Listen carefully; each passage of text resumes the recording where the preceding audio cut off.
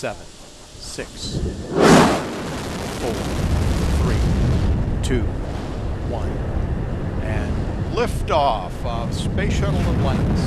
The final visit to hello friends, human nature हमेशा नई चीज़ों की ओर आकर्षित होता है। आसमान और तारों के पार क्या है, ये सवाल हमेशा इंसान के लिए एक पहेली बन के रहा है। यूनिवर्स में हमारी क्या जगह है, सौरमंडल की कहानी क्या है, ये सब सवालों के जवाब के लिए स्पेस एक्सप्लोरेशन करना बहुत ज़रूरी है। वेलकम टू टॉप 10 इंडिया, आपका फेवरेट यूट्यूब चैनल, जहां हर बार आपको कुछ नया सीखने को मिलता है।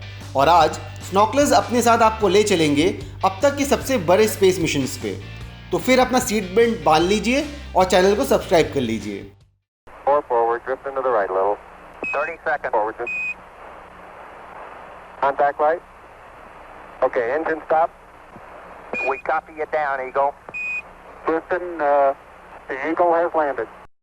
One small step for man, one giant leap for mankind, ये लाइंस बोले थे नील आर्मस्ट्रांग ने, जो चांद पे कदम रखने वाले पहले इंसान बने। जब से रशिया ने स्पेस में दुनिया का पहला इंसान भेजा और यूरी गैगरिन स्पेस से दुनिया का पहला चक्कर लगाए, तब से यूएस और रशिया के बीच में स्पेस रेस लग गया। और इस रेस का अगला दौर ये था कि चांद पे पहला आदमी कौन भेजेगा। दोनों देशों ने अपने बेस्ट साइंटिस्ट को वो टेक्नोलॉजी डेवलप करने में लगा दिया जो ये सपना पूरा कर सके। 16 जुलाई 1969 को सैटर्न 5 रॉकेट में commander Neil Armstrong, pilot Michael Collins और एडविन एंड्रिल लॉन्च हुए। 109 घंटे और 42 मिनट के कठोर सफ़र के बाद 20 जुलाई 1969 को इन लोगों का नाम हमेशा के लिए इतिहास के पन्नों पर छप गया। ये अमेरिका के लिए ही नहीं बल्कि दुनिया के पूरे साइंटिफिक कम्युनिटी के लिए बहुत बड़ा अचीवमेंट था। अपोलो 11 मिशन को सक्सेसफुल करने के लिए कई नए टेक्नोलॉजिकल डेवलपमेंट्स किए गए जो संपूर्ण मानव जाति के लिए वरदान साबित हुए। अपोलो 11 मिशन ने फ्यूचर स्पेस एक्सप्लोरेशन के सारे रास्ते खोल दिए। इंजीनियर्स ने और सोफिस्टिकेटेड टेक्नोलॉजीज़ के ऊपर काम किया जिनसे हम दूसरे प्लैनेट्स और एस्ट्रॉयड्स की खोज कर पाए।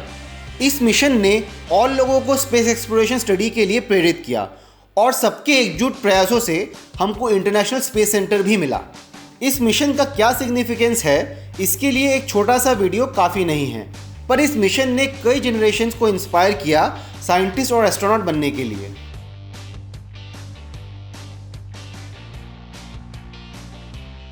अप्रैल 12, 1961 को वोस्टॉक 1 में सवार होके Soviet cosmonaut Yuri Gagarin space में जाने वाले पहले आदमी बने। इसके पहले के सारे मैन्ड मिशन फेल रहे, जिसका कारण था वेलोसिटी।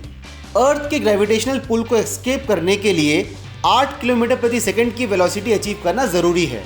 वोस्टॉक 1 के पहले कोई भी रॉकेट ये वेलोसिटी अचीव नहीं कर पा रहा था।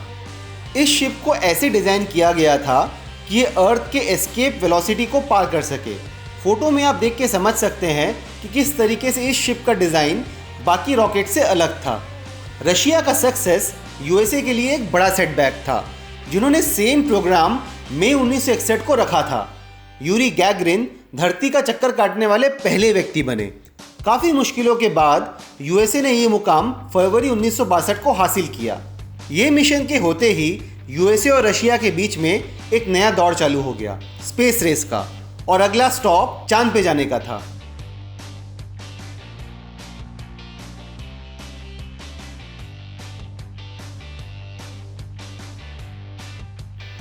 इंटरनेशनल स्पेस स्टेशन आज से 22 साल पहले 20 नवंबर 1998 को लॉन्च किया गया।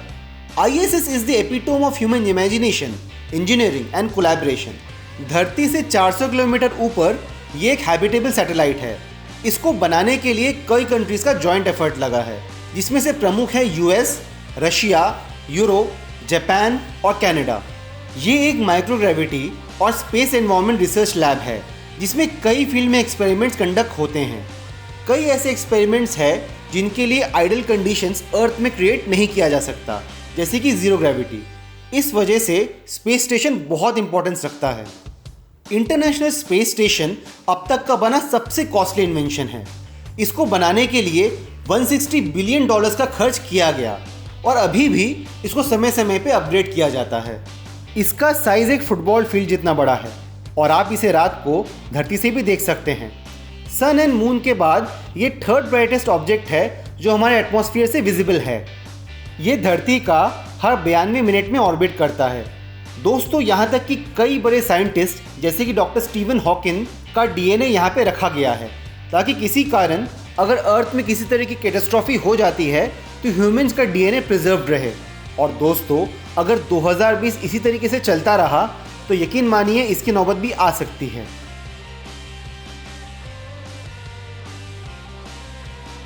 नासा को अपने एस्ट्रोनॉट्स स्पेस में भेजने के लिए काफ़ी मुश्किलें उठानी पड़ती थी, क्योंकि नासा ने अपने सारे स्पेस शटल रिटायर कर दिए थे।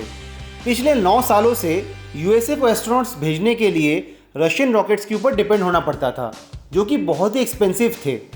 इसका पर एस्ट्रोनॉट कॉस्ट करीबन $80 मिलियन पड़ता था। आखिरकार यूएसए ने पब्लिक प्राइवेट पार्टनरशिप के अंतर्गत बहुत बड़ा कदम उठाया। यूएसए ने स्पेसएक्स के साथ मिलके ड्रैगन 1 सक्सेसफुली लॉन्च किया। भले ही ये कार्गो शिपमेंट था, पर ये एक टेस्ट की तरह इस्तेमाल किया गया था फ्यूचर मैन मिशंस के लिए। और 30 मई 2020 को इन्होंने दुनिया का पहला commercial man mission dragon 2 international space station के लिए रवाना किया। ये कैप्सूल 2 नासा एस्ट्रोनॉट्स को लेके इंटरनेशनल स्पेस स्टेशन गया। ये आखिरी टेस्ट है जिसके बाद नासा और स्पेसएक्स का crew transportation system long duration flight and mission के लिए पूरी तरह तैयार हो जाएगा। पहली बार नासा फुली कमर्शियलाइज मिशन में अपने एस्ट्रोनॉट्स को भेज रहा है। फाइनेंशियल बेनिफिट्स छोड़ भी दे तो टेक्नोलॉजिकल पॉइंट ऑफ व्यू से ये नेक्स्ट जनरेशन के फ्लाइट्स के लिए रेवोल्यूशनरी अचीवमेंट है। बाकी अगर सब कुछ ठीक रहा तो इलॉन मस्क के अपने होम प्लैनेट मार्स जाने का सपना पूरा हो जाएगा। In all seriousness, Elon Musk का ड्रीम ये है कि लोगों को मून और मार्स तक ले जाके वहाँ पे सेटलमेंट करवाए।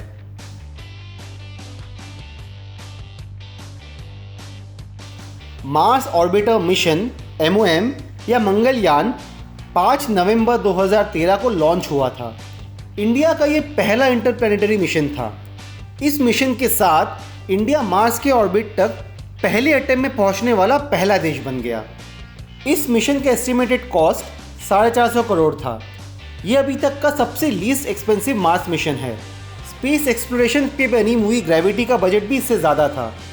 इस मिशन के साथ इंडिया ने प्रूव कर दिया कि यूएस और रशिया के फ्लाइट शोज़ के लिए वो एक ऑडियंस नहीं है, बल्कि स्पेस एक्सप्लोरेशन की फील्ड में एक मेजर प्लेयर है।